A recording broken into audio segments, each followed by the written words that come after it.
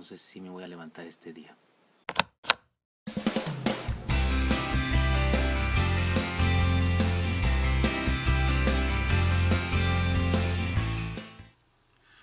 Dios les bendiga, soy el pastor Gilberto Gutiérrez de la Iglesia Bautista Ores de México DF. Me da mucho gusto saludarlos en este sábado 23 de julio 2016. Iniciamos una nueva serie de devocionales, todavía con el mes Identidad Saludable, pero ahora la enseñanza de todos los devocionales de esta última semana del mes será esta: somos bienaventurados. Esa es nuestra identidad, somos bienaventurados. Y déjenme introduzco de la siguiente manera. Yani, mi esposa, cuidaba a una sobrina de ella cuando esta sobrina era una pequeñita, una niñita. Jugaba siempre con ella, haciéndole bromas y poniéndole trabajos divertidos para que la niña realizara. Se divertía tanto y la pasaba tan bien con mi esposa que un día le dijo a su mamá: ¿por qué mi tía Yani es tan divertida? Y su mamá le contestó: porque tu tía Yani está medio loquita. Lo dijo así con cariño, por supuesto.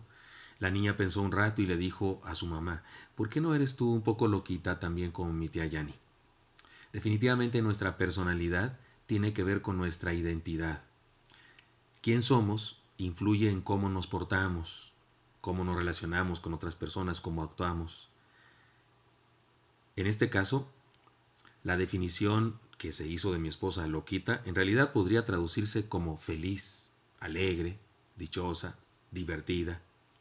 Creo que de eso nos habla el apóstol Pablo cuando dijo: pues ya que en la sabiduría de Dios el mundo no conoció a Dios, mediante la sabiduría agradó a Dios salvar a los creyentes por la locura de la predicación. O sea que de acuerdo con Pablo, todos los creyentes estamos loquitos o algo así, como diría aquella cuñada. Esto está en 1 Corintios 1:21. La vida cristiana, la plenitud en Cristo, la satisfacción de existir con esperanza, fe y amor, puede ser considerado una locura en este mundo en donde hay frustración, infelicidad y amargura. Por eso el Señor también dijo: yo he venido para que tengan vida y para que la tengan en abundancia. El Señor nos ofrece una vida abundante, una vida plena, una vida feliz, no sin problemas, no sin luchas, pero sí llena de satisfacción y felicidad. Podemos decir en resumen que nuestra identidad es la de bienaventurados. Ya antes, en devocionales anteriores, hemos estudiado la palabra bienaventurados, es la palabra macarios, y quiere decir suertudos, afortunados, benditos. Y creo que esta es nuestra identidad, la de ser bienaventurados. Los días que nos quedan de este mes estudiaremos lo que debemos llamar las 7 bienaventuranzas del Apocalipsis. Se trata de 7 declaraciones de plenitud y felicidad que tenemos los que seguimos a Cristo. Así que es importante preguntarnos en este punto: ¿qué tenemos que nos haga felices? O mejor dicho, ¿qué tenemos para ser bienaventurados, como dice el Señor? Y tengo 7 respuestas que compartir con ustedes. Esta es la primera y es la primera enseñanza entonces de la serie. La bienaventuranza del conocimiento personal del Señor. Dice así en Apocalipsis 1:3. Bienaventurado el que lee y los que oyen las palabras de esta profecía y guardan las cosas en ella escritas, porque el tiempo está cerca. Podemos decir que nuestra identidad de bienaventurado se basa en nuestro encuentro con el Señor. Esto está en Apocalipsis 1:3. La idea es muy sencilla. Resulta que las cartas de todo el Nuevo Testamento, junto con muchos otros documentos que se enviaban a las iglesias, se enviaban de una iglesia a otra iglesia y a otra iglesia, y eran leídos en las reuniones públicas de los cristianos, en los cultos, en las celebraciones. Así como nosotros leemos la Biblia, en aquella época no estaba la Biblia, no existía la Biblia. Existía el Antiguo Testamento, no el Nuevo Testamento, y no existía como libro, así impreso, sino que había rollos, transcritos por supuesto a mano. Entonces lo que se leía en las iglesias cristianas, las primeras iglesias cristianas, eran las cartas que se enviaban. Los apóstoles, no solo las que conocemos del Nuevo Testamento, seguramente se escribieron muchas otras, como sermones que se leían de una iglesia en otra iglesia. Juan señala el gran privilegio que significaría ser el elegido para leer esta carta en particular, la del Apocalipsis, y también el privilegio que representaba ser uno de los presentes cuando esto sucediera, es decir, los que estaban escuchando solamente. Analicemos las razones de la bienaventuranza. Dice: el que lee. Se refiere a un suertudo bienaventurado, es decir, que ese día le hubiera tocado hacer la lectura bíblica. Seguramente un hermano de buen testimonio, que supiera leer muy bien, al que el pastor o líder de la comunidad de fe le hubiera dado el honor de leer en esa ocasión la palabra, el texto. No sabían ellos que era palabra de Dios todavía, pero esa carta que les habían enviado, ese sermón. Y los que oyeren, dice también, se refiere a los presentes en el culto de adoración de la comunidad, los que no se quedaron en casa, sino que hicieron preparativos para asistir en esa ocasión. Y tomemos en cuenta que los primeros cristianos se reunían todos los días y bajo condiciones menos cómodas que las que tenemos nosotros ahora. Caminaban seguramente un trecho más alto, más grande, y no había camiones ni taxis y esas cosas. Y luego dice el texto, y guardan. En este caso se refiere a la obediencia. No solo leyeron o escucharon, sino que hicieron lo que la palabra les demandaba. Nos recuerda lo que dijo Santiago en su carta, pero sed hacedores de la palabra y no tan solamente oidores, engañándoos a vosotros mismos. Santiago 1:22. Todo junto, esto, el que lee, los que oyen, los que guardan, todo esto junto nos habla de una vida dispuesta y disponible para estar en comunión con Dios. Por eso es que llamamos a esta bienaventuranza la bienaventuranza del conocimiento personal del Señor. Porque solo una vida que ha conocido al Señor puede oír su voz, puede leer lo que dice su palabra y por supuesto vivirlo.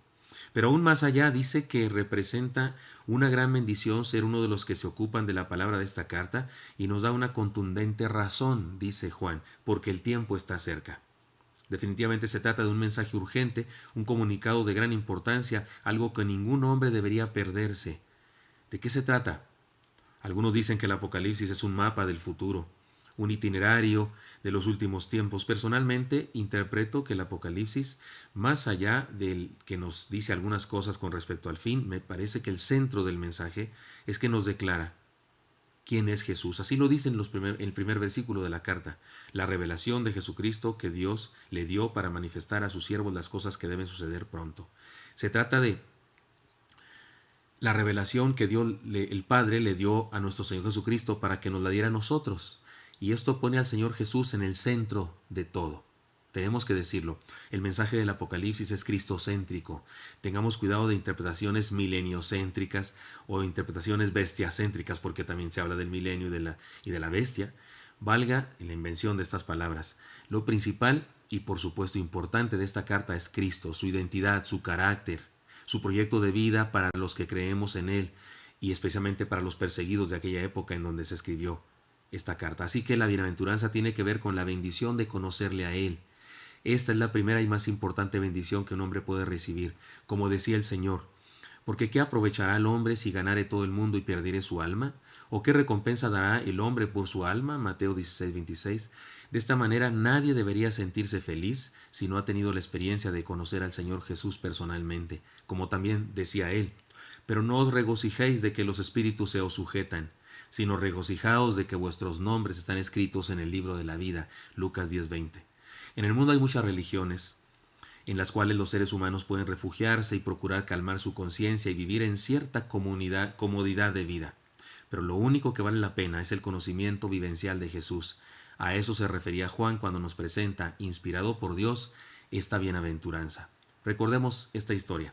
Un hombre se pone nervioso y el cinturón en el asiento del avión, mientras su compañero de al lado, que es un niño pequeño, lee plácidamente un libro. El hombre, seguramente con un problema de fobia a los aviones, le pregunta al pequeño, ¿no tienes miedo de volar? El pequeño responde, no. ¿Por qué habría de tener miedo? Mi papá es el piloto. No se preocupe, señor.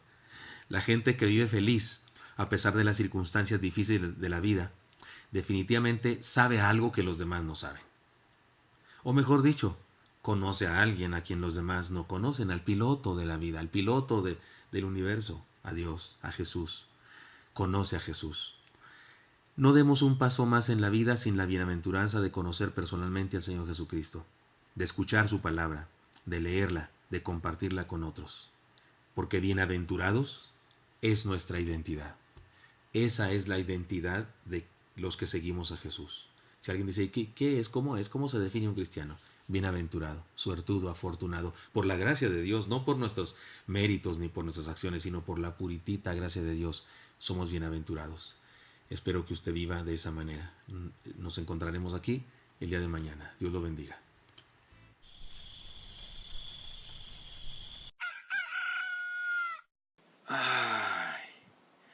Mi vida. Mi vida. ¿Tú crees que que hay alguien en el cielo que nos escucha cuando oramos? Sí, mi amor, Dios, nuestro Padre, Dios Todopoderoso.